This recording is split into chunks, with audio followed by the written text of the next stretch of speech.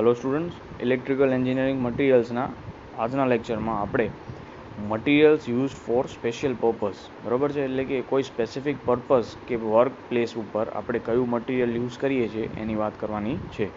Material use for precision work, બરાબર. First point છે material use for precision work. આનો મતલબ શું થાય તો જે હાઈ રેઝિસ્ટિવિટી મટીરિયલ્સ આપણે ઓલરેડી અત્યાર સુધી ભણ્યા બરાબર છે, એનો મોસ્ટ ઇમ્પોર્ટન્ટ યુઝ હોય તો એ ક્યાં થાય છે તો કે precision electrical instruments and also for making standard resistances.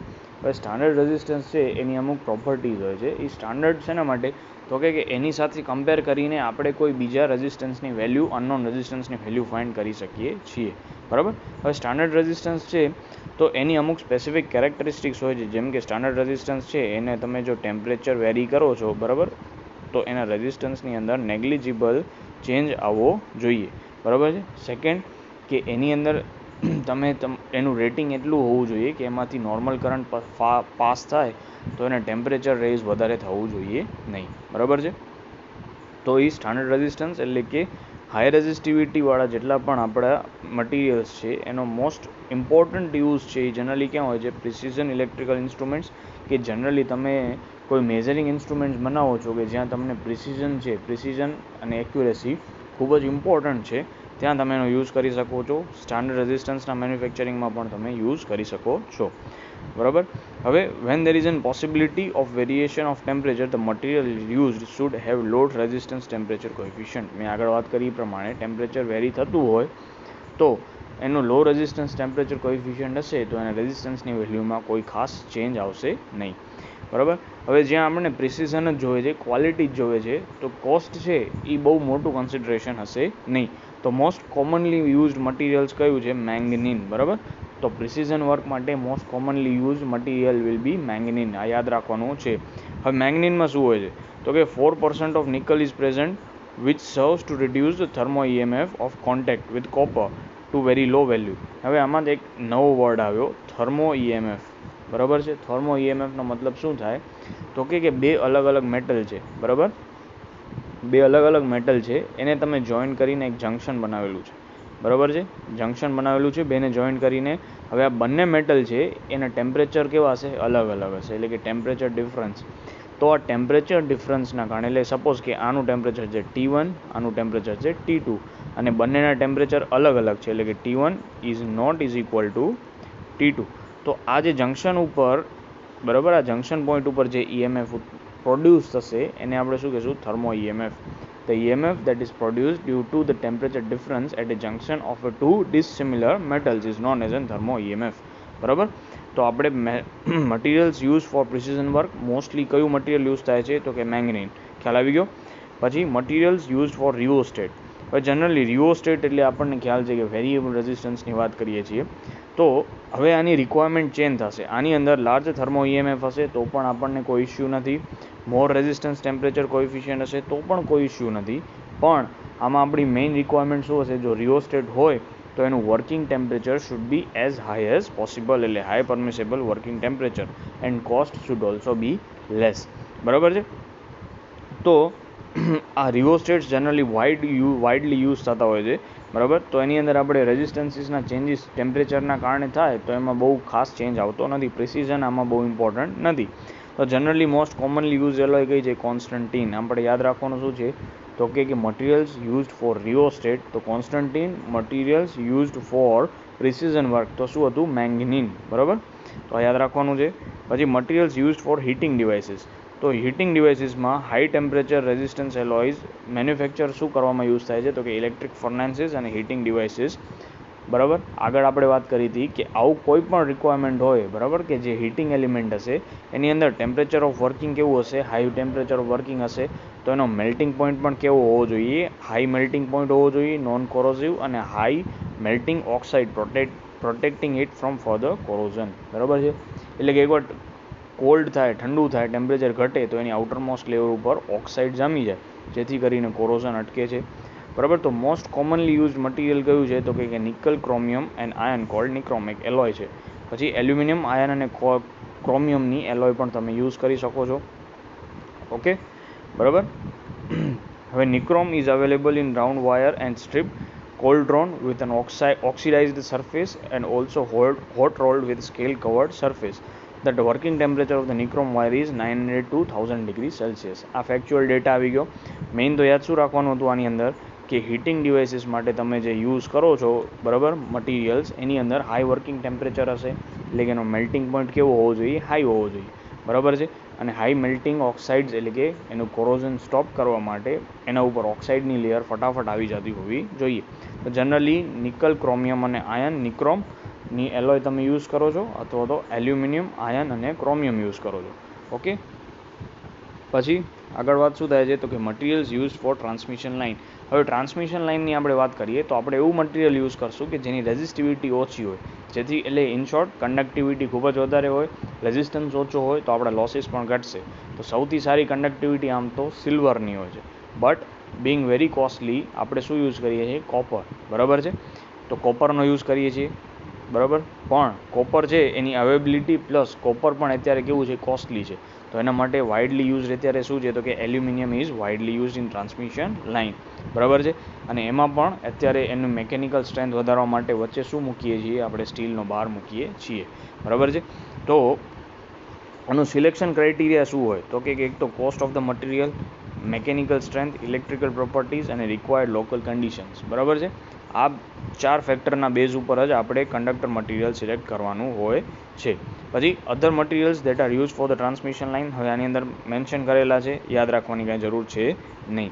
હવે આપણે મેઇન ટોપિક ઉપર આવીએ તો કે materials used in making DC machines બરાબર. એટલે કે ડીસી મશીન છે એના ઘણા બધા પાર્ટ્સ તમે ઓલરેડી મશીનમાં ભણી ગયા હશો કે યોક છે, આર્મેચર વાઇન્ડિંગ છે, આર્મેચર કોર છે બરાબર, પછી ફિલ્ડ વાઇન્ડિંગ છે, ફિલ્ડ કોર છે બરાબર, પોલ્સ છે બરાબર. એ બધામાં કયું મટીરિયલ યુઝ થાય છે એની વાત કરવાની છે એક પછી એક.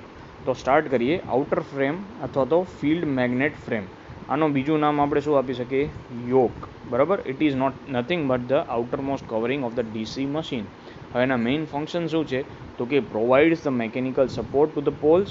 પછી આઉટર મોસ્ટ કવરિંગ છે એટલે કે અંદરની વાઇન્ડિંગને એટમોસ્ફિયરિક પેરામીટર્સથી પણ બચાવે છે, પ્લસ મેકેનિકલ ડેમેજ સામે પણ પ્રોટેક્શન પ્રોવાઈડ કરે છે. થર્ડ એનું મેઇન ફંક્શન શું છે યોકનું તો કે provides a low reluctance path to the magnetic flux produce by the poles.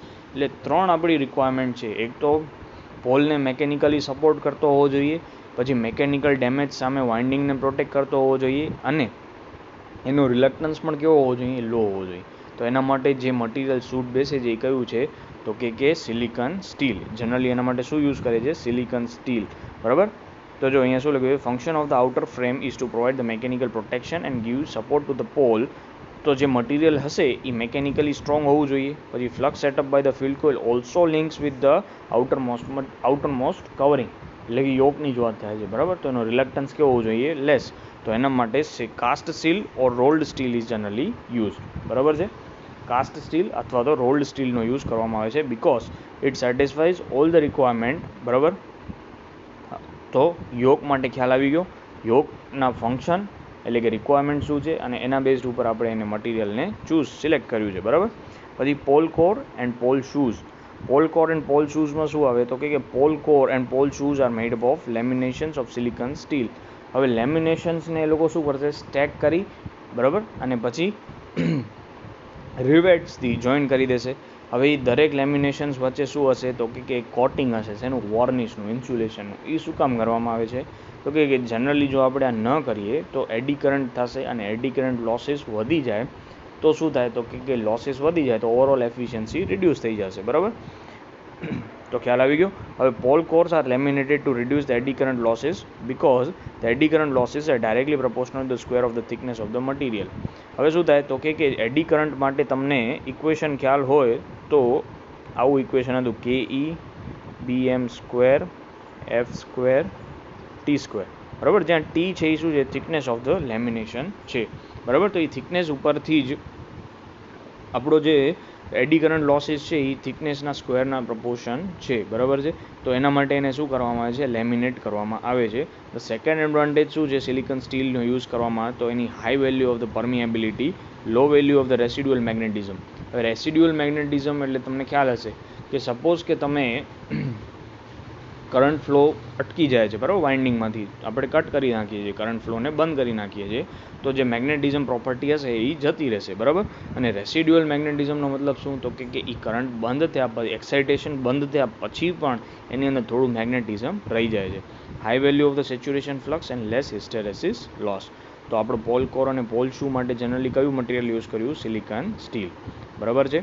પછી પોલ કોઇલ્સ અથવા તો ફિલ્ડ કોઇલ્સ. ફિલ્ડ કોઇલ્સ છે જનરલી પોલ ઉપર વાઉન્ડ કરવામાં આવે છે, બરાબર છે. પોલ કોર અને પોલ શૂ એમ બે ટાઈપ હોય, બરાબર છે. આવી રીતે આપણું આ અહીંયા ડાયાગ્રામ આપેલો છે, બરાબર.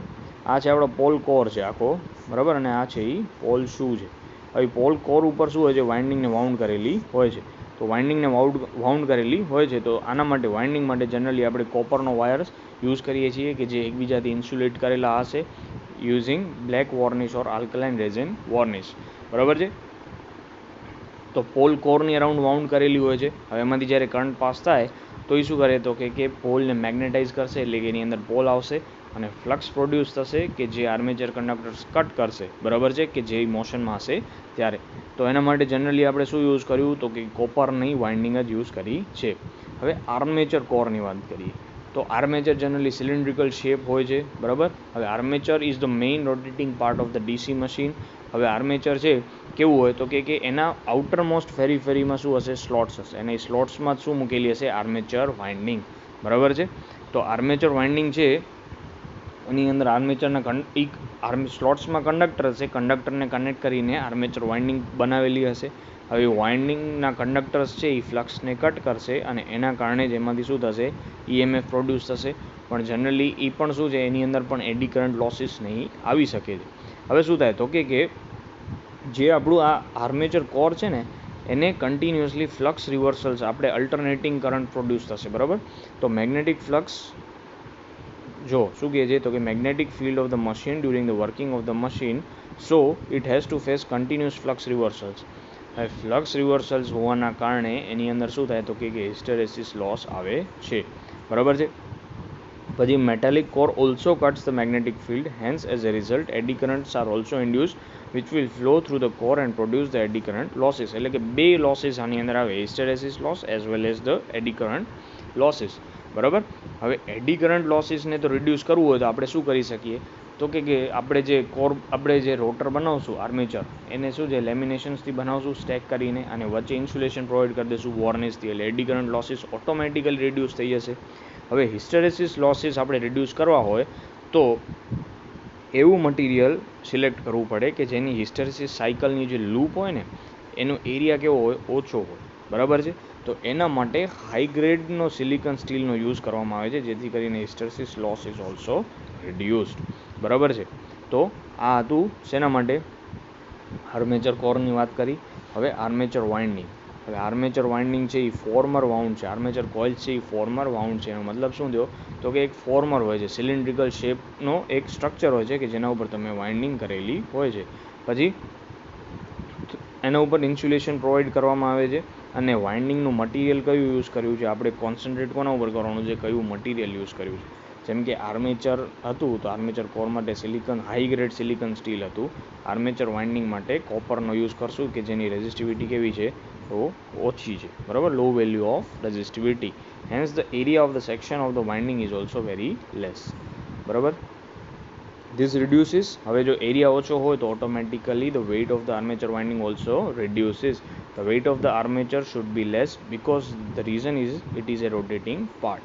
હવે જો વેઇટ ઓછો હશે તો ઇઝીલી રોટેટ કરી શકશે, વેઇટ વધારે હશે તો વધારે ટોર્ક પ્રોડ્યુસ કરવું પડશે, બરાબર. હવે કમ્યુટેટર. તો કમ્યુટેટર જનરલી શું હોય, તો કે કોપરના સેગમેન્ટ્સ હોય છે, બરાબર છે, બરાબર, હાર્ડ ડ્રોન કોપરના સેગમેન્ટ્સ હોય છે. હવે એ સેગમેન્ટ્સ છે એ એકબીજાથી શું હોય, ઇન્સ્યુલેટેડ હોય, બરાબર. There is an mica insulation between each copper segments. અને એ કોપર છે એ કોના ઉપર માઉન્ટ કરેલું હોય છે, તો કે શાફ્ટ, આર્મેચરની નજીક જ શાફ્ટ ઉપર માઉન્ટ કરેલું હોય છે. અને આર્મેચર વાઇન્ડિંગ સાથે એક કમ્યુટેટર સેગમેન્ટ શું હોય, શોલ્ડર કરેલું હોય છે, બરાબર. અહીંયા આર્મેચર વાઇન્ડિંગ છે એનો એક ડાયાગ્રામ આપેલો છે અને આમાં પણ તમે જોઈ શકો છો, બરાબર છે. હવે આ જે તમને દેખાય છે આ બધા શું છે, કોપર સેગમેન્ટ્સ છે, બરાબર, અલગ અલગ કોપર સેગમેન્ટ્સ આપેલા છે. અને એની વચ્ચે જે છે એ શું હોય, માઇકાનું ઇન્સ્યુલેશન પ્રોવાઈડ કરેલું હોય છે, જેથી કરીને એકબીજા સાથે શોર્ટ થાય નહીં, બરાબર છે. તો કમ્યુટેટર માટે જનરલી શું યુઝ કરીએ છીએ? હાર્ડ ડ્રોન કોપર, અને એની વચ્ચે ઇન્સ્યુલેશન શેનું હોય છે? માઇકાનું. બરાબર છે. પછી બ્રશિસની વાત કરીએ. બ્રશનો મેઇન યુઝ શું છે? તો કે જે કમ્યુટેટર રોટેટ કરે છે કન્ટિન્યુઅસલી, બરાબર છે, તો એમાંથી કરંટને કલેક્ટ કરવાનો છે. બરાબર, કરંટને કલેક્ટ કરીને એક્સટર્નલ સર્કિટને પ્રોવાઈડ કરવાનું છે. બરાબર. અને બ્રશ છે એ જનરલી પ્લેસ ક્યાં કરેલું હોય? ભલે કમ્યુટેટરના કોન્ટેક્ટમાં તો હશે જ, પણ એને હોલ્ડ કરવા માટે બ્રશ હોલ્ડર્સનો યુઝ કરવામાં આવે છે. બરાબર છે. બ્રશ હોલ્ડર્સનો યુઝ કરવામાં આવે છે. Since the brushes are placed on the revolving commutator surface, they remain in contact with commutator, so there is continuous rubbing with the commutator. Obvious વાત છે કે કમ્યુટેટર છે, બરાબર, હવે બ્રશ છે એ કમ્યુટેટરના સેગમેન્ટ સાથે કોન્ટેક્ટમાં છે. કમ્યુટેટર શાફ્ટ ઉપર છે ને શાફ્ટ કન્ટિન્યુઅસલી રોટેટ થાય છે, તો એ બે વચ્ચે કન્ટિન્યુઅસલી શું થવાનું છે? ફ્રિક્શન થવાનું છે, રબિંગ થશે. રબિંગ થાય એટલે ફ્રિક્શન આવે, ફ્રિક્શન હોય તો ફ્રિક્શનલ લોસીસ થાય. તો એના કારણે શું થાય? તો કે કાર્બન યુઝ કરેલું છે ગ્રેફાઇટ ફોર્મમાં. બરાબર, શેનો બ્રશિસ શેના બનેલો હોય? જનરલી ગ્રેફાઇટ ફોર્મમાં કાર્બનનો યુઝ કરેલો છે. હવે કાર્બન છે એ સેમી કન્ડક્ટિંગ મટીરિયલ છે અને નેગેટિવ ટેમ્પરેચર કોએફિશિયન્ટ છે, એટલે કે એનો રેઝિસ્ટન્સ છે એ ટેમ્પરેચર ઇન્ક્રીઝ થાય તો રેઝિસ્ટન્સ શું થાય? ઘટી જાય. બરાબર, શું થાય? ઘટી જાય. એટલે કે આપણે કાર્બનનો યુઝ એટલે જ કર્યો કે જો ફ્રિક્શન થશે તો હીટઅપ થશે, હીટઅપ થશે એટલે ટેમ્પરેચર વધ્યું ને રેઝિસ્ટન્સ શું થાય? ઘટી જાય છે. પછી બીજી એક ગ્રેફાઇટની ક્વોલિટી એ છે કે સોફ્ટ મટીરિયલ છે ને સેલ્ફ રુબ્લિકેટિંગ છે. બરાબર, એટલે કે કાર્બન છે, કાર્બનનું બ્રશ એ મોસ્ટ સુટેબલ મટીરિયલ છે બ્રશ માટે. બરાબર. હવે બ્રશિસ માટે આ તમને એક ડાયાગ્રામ અહીંયા આપેલો છે. આ છે એ તમારા શું છે? કાર્બનના બ્રશિસ છે, અને આ છે એ તમારું બ્રશ હોલ્ડર છે, અને કમ્યુટેટરના કન્ટિન્યુઅસ કોન્ટેક્ટમાં હોય છે. બરાબર, નોર્મલ બ્રશ છે એ કેવું હોય? આ રીતે. બરાબર છે. હવે બ્રશના આ છે એ કાર્બન છે, અને આ સ્પ્રિંગ છે, એનાથી તમે કમ્યુટેટર સાથેનું ફ્રિક્શન, એટલે કે જે ફોર્સથી એની ઉપર ઇમ્પ્લાય થાય છે એ તમે સેટ કરી શકો છો. બરાબર છે. હવે લાસ્ટમાં બિયરિંગ્સ. તો બિયરિંગ્સ છે એ supported at the end core. Bearings generally શેના માટે હોય? તો કે સ્ટેશનરી પાર્ટ અને રોટરી પાર્ટ છે, બરાબર છે, તો કે એ ઇઝીલી રોટેટ થાય. બરાબર છે, ઇઝીલી રોટેટ થાય, ફ્રિક્શન બહુ ઓછું હોય, એના માટે જનરલી આપણે બિયરિંગ્સનો યુઝ કરીએ છીએ. હા, બિયરિંગ્સ છે એનું શું હોય? તો કે હાર્ડ મટીરિયલ હોવું જોઈએ. સોફ્ટ હશે તો બિયરિંગ્સના જે બોલ હોય કે રોલર બિયરિંગ તમે યુઝ કર્યું હોય એ ડેન્ટ થઈ જાય. બરાબર, એમના ઉપર. તો એના માટે હાર્ડ મટીરિયલ સિલેક્ટ કરવું પડશે, એટલે કે high carbon steel is selected for making the bearings. બરાબર છે, ક્લિયર એટલું? પછી શાફ્ટની વાત કરી તો શાફ્ટ છે, શાફ્ટ ઉપર કેટલું બધું માઉન્ટ કરેલું હોય? તો શાફ્ટ ઉપર એક તો કમ્યુટેટર પણ છે, આર્મેચર કોર પણ છે, અને આર્મેચર કોરની અંદર આર્મેચર વાઇન્ડિંગ પણ પ્લેસ કરેલી છે, અને એ કન્ટિન્યુઅસલી પાછો રોટેટ પણ કરતો હોય છે. તો શાફ્ટ છે એ મેકેનિકલી સ્ટ્રોંગ હોવો જોઈએ. બરાબર. હવે મેકેનિકલી સ્ટ્રોંગ હોય તો જે મટીરિયલ યુઝ કર્યું હોય એ પણ એનું મેકેનિકલ સ્ટ્રેન્થ કેવી હોવી જોઈએ? સારી હોવી જોઈએ. તો એના માટે શું યુઝ કરવામાં આવે છે? Mild steel is used for the shaft. બરાબર, કેમ કે mild steel has N educate strength, mechanical strength. બરાબર છે. તો આ રીતે આપણે ડીસી મશીનના અંદર અલગ અલગ પાર્ટ્સમાં શું રિક્વાયરમેન્ટ છે, અને એ રિક્વાયરમેન્ટ પૂરી કરવા માટે, સેટિસ્ફાય કરવા માટે કયું મટીરિયલ યુઝ કર્યું છે એની વાત કરી. હવે નેક્સ્ટ લેક્ચરની અંદર આપણે ઇન્ડક્શન મોટર, સિન્ક્રોનસ મોટર અને ટ્રાન્સફોર્મર એમ બીજા 3 મશીન જોવાના છે કે એની અંદર કયા કયા પાર્ટ્સમાં કયા કયા મટીરિયલ્સનો યુઝ થાય છે. આમાં ખાસ તમારે એ જ યાદ રાખવાનું છે કે કયા પાર્ટમાં કયું મટીરિયલ યુઝ થયું છે એ આપણા માટે ઇમ્પોર્ટન્ટ છે. બરાબર.